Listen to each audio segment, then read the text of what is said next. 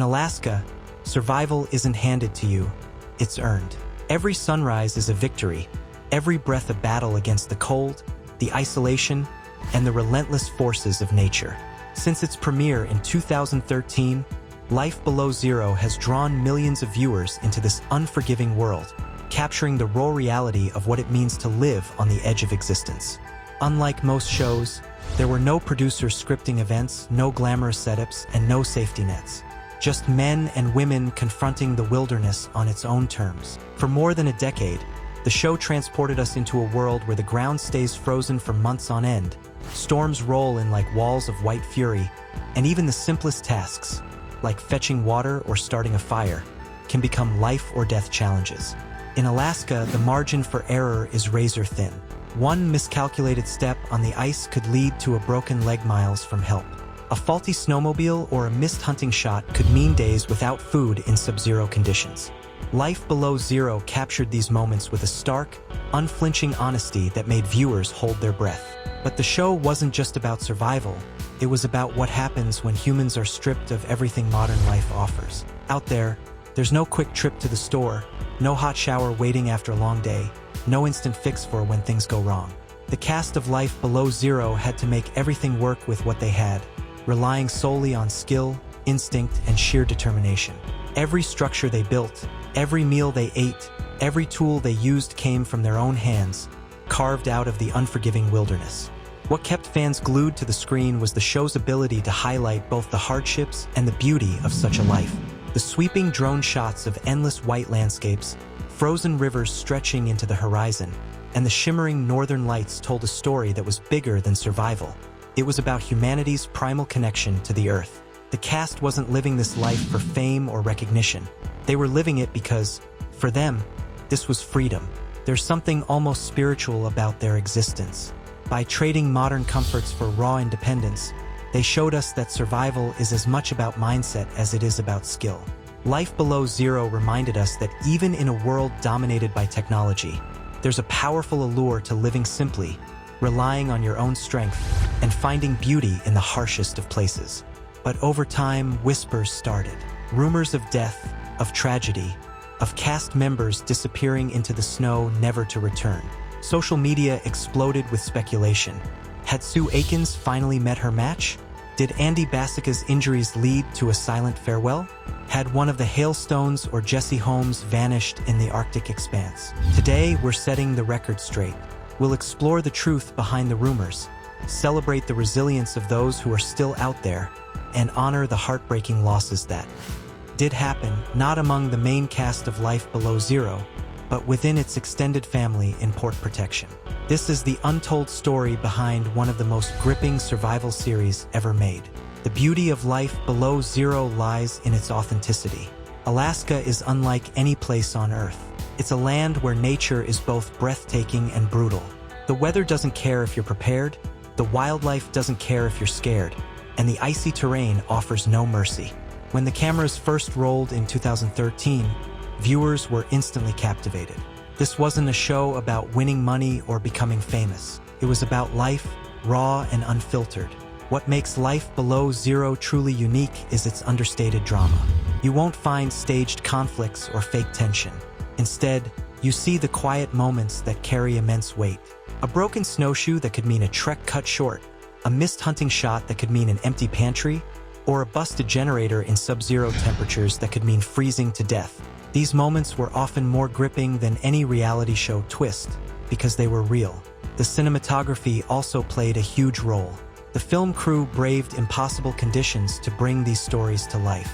Imagine trying to capture stunning drone footage when temperatures are so low that batteries die within minutes, or hiking through miles of snow just to film a single hunting sequence. The crew's dedication mirrored the cast's grit. They weren't just documenting survival, they were surviving alongside them. From day one, Life Below Zero introduced us to a cast of characters unlike any other. These weren't actors, they were real people living far from the modern world. Their lives weren't about fame or likes on social media. They were about survival, tradition, and living in harmony with a land that could easily destroy them. The series quickly became a cultural phenomenon, sparking conversations about what it truly means to be self-reliant. Viewers watched in awe as the cast built their own shelters, trapped animals for food, and weathered brutal storms without complaint. It made many of us question our own dependence on modern comforts. Could we do what they do? Could we survive even for a single day without electricity, running water, or the internet? When you live a life as dangerous as the cast of Life Below Zero, rumors are inevitable. Over the years, countless fake reports circulated online, claiming that various cast members had died. Headlines screamed about tragic accidents, viral videos claimed to break the news, and forums filled with speculation. But as of July 2025, let's set the record straight. No main cast members from the original series have died. That said, their journeys have not been easy. Every one of them has faced moments where the line between life and death blurred, and that's what makes their stories so compelling. Sue Aikens, the Queen of Kavik. If Life Below Zero had a single face, it would be Sue Aikens. Fierce, witty, and unshakably strong, Sue has become a legend among fans. Born in Chicago in 1963, she moved to Alaska at a young age, and by the time she was a teenager, she was already learning how to live off the land. Sue's home is one of the most remote outposts featured on the show, Kavik River Camp, located nearly 200 miles north of the Arctic Circle. There are no neighbors, no grocery stores, no paved roads. She manages everything herself, from fuel supplies to camp maintenance, all while battling some of the harshest conditions on the planet. One of the most terrifying moments in her life came long before the cameras ever found her. In 2007, Sue was brutally attacked by a grizzly bear. The bear ambushed her, leaving her with severe injuries, including dislocated hips and deep wounds on her scalp. Alone and unable to call for help, she did the unthinkable. She sewed her own wounds, killed the bear, and survived 10 days in freezing temperatures before being rescued. This single story became a cornerstone of her legend, proving just how indestructible she seemed. And yet, because of her larger-than-life persona, Sue has become a target for death hoaxes. Clickbait sites love to claim that Sue has passed away every few months. But the truth is, as of 2025, Sue is alive, thriving, and as tough as ever. She still runs Kavik River Camp, though she has admitted that the years of harsh living have taken a toll on her body. Now in her 60s, she's planning her next chapter, a life that remains wild but perhaps a little less punishing. She's also happily in a relationship with Michael Heinrich, and she continues to inspire fans with every update she shares online. Andy Bassick and Denise Becker love and resilience on the Yukon. Living on the Yukon River, Andy Bassick built a life defined by hard work, grit, and his deep connection to his sled dogs. But in 2018, disaster struck. While trying to free a snow machine, Andy injured his hip so badly that the infection spread to both bone and muscle, nearly killing him. He was airlifted out of Alaska and spent months recovering in Florida, supported by Denise Becker, a trauma nurse who became both his caretaker and partner. When he returned to his homestead, still healing, Andy had to rebuild everything from scratch. Yet he didn't quit. He and Denise returned stronger than ever, continuing to raise their 25 sled dogs and maintain the off-grid life they both love. Rumors of Denise's death or departure surfaced after her reduced screen time in later seasons, but these were completely false. Denise simply chose to live a quieter life off-camera, while still supporting Andy and the life they've built together. The hailstones, tradition carved in ice. Chip and Agnes Hailstone represent the cultural backbone of Life Below Zero. Living near Nurvik, north of the Arctic Circle, they've raised their family according to the traditions of the Inupiaq people. Agnes, with her distinctive chin tattoo, embodies strength, wisdom, and a deep connection to her heritage. Together with their children, the Hailstones have shown viewers what it means to truly live off the land, not as an experiment, but as a way of life passed down through generations. The family has faced challenges, including Chip's 15-month prison sentence for false statements made to Alaska state troopers. During his absence, Agnes held the family together, proving her resilience time and again. Today, the Hailstones remain together, continuing their subsistence lifestyle, and now proudly share their legacy with their 29 grandchildren. Jesse Holmes, the spirit of the sled. Jesse Holmes' story is one of relentless determination. Born in Alabama, He moved to Alaska in search of a life defined by the land and his dogs. On the show, viewers watched him care for over 40 sled dogs, training tirelessly for some of the most grueling races on Earth. In late 2022, Jesse suffered a serious accident while helping clean up after a storm in Golovin. He broke ribs, fractured a wrist, and sustained internal injuries. Many wondered if this would end his racing career. But in 2025, Jesse proved everyone wrong by winning the Iditarod Trail Sled Dog Race, a brutal 1,128-mile journey across frozen Alaska. His victory, achieved in just over 10 days, cemented his status as not just a survivor, but a champion. Glenn Villeneuve, the Lone Wolf. Another unforgettable figure from Life Below Zero was Glenn Villeneuve, a man who redefined what it meant to live in true isolation.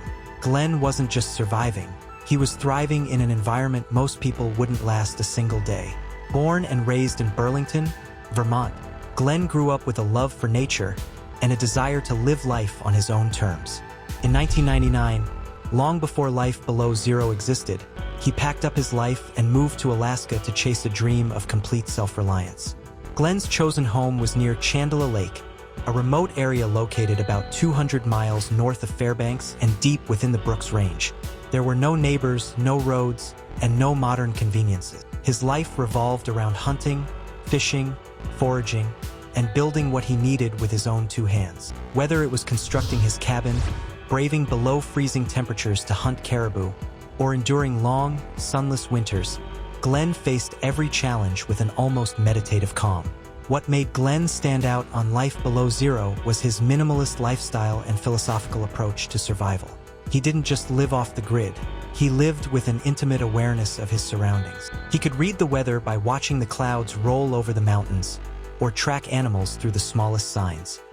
In the snow, Glenn once said that living so close to nature stripped life down to its essence: food, warmth, and the strength to endure. His time on the show came to an end after season 11, reportedly due to creative differences with the producers. But Glenn's journey didn't stop there. He moved to Fairbanks, where he now lives with his partner, Trisha Kazan, and their 3 children. While his life is less isolated than before, he continues to explore Alaska's wilds, teach his kids survival skills, and share his experiences with fans. Glenn often posts on social media, offering insights into bushcraft, wilderness survival, and the mindset needed to live authentically. Glenn's legacy on Life Below Zero remains strong. Fans continue to admire him not just for his survival skills, but for his philosophy, his belief that living simply and respecting nature creates a deeper, more fulfilling life. While the main Life Below Zero cast remains alive, its spin-off, Port Protection, brought heartbreak. In 2021, fans were devastated by the deaths of 2 beloved figures, Gary Muehlberger and Litzy Botello. Gary, a lifelong Alaskan and master of self-reliance, died tragically in a house fire on March 17, 2021, at the age of 75. Known for his quiet wisdom and old-world skills, Gary was the heart of Port Protection. His passing left a void not just in the community but in the hearts of viewers worldwide. Only months later, on June 25, 2021, Litzy Botello passed away at 62 after a courageous battle with ovarian cancer. Litzy was more than just a survivalist. She was an artist, a mother who endured the loss of both her sons, and a woman whose grace and strength inspired everyone who watched her. Her friendship with Gary, spanning nearly 40 years, was one of the most touching elements of the show. What makes Life Below Zero so powerful is that it's not just about surviving the elements. It's about enduring life's hardships with dignity and strength. Sue Aikens overcoming a bear attack. Andy Bassick rebuilding his life after near-fatal injury. The Hailstones preserving their culture. Jesse Holmes pushing past physical limits to achieve greatness. And the memories of Gary and Litzy, whose lives remind us that even in death, true legacies live on.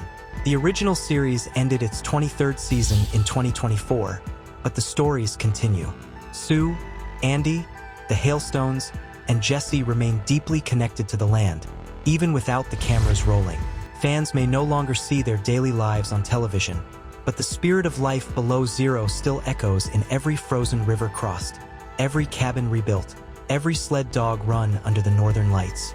The world of life below zero has always been a reflection of something bigger than survival. It's about perseverance, tradition, and the enduring power of the human spirit.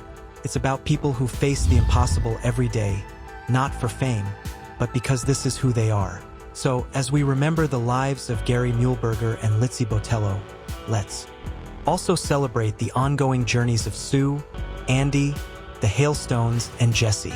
They remind us that life, no matter how hard, is worth living boldly.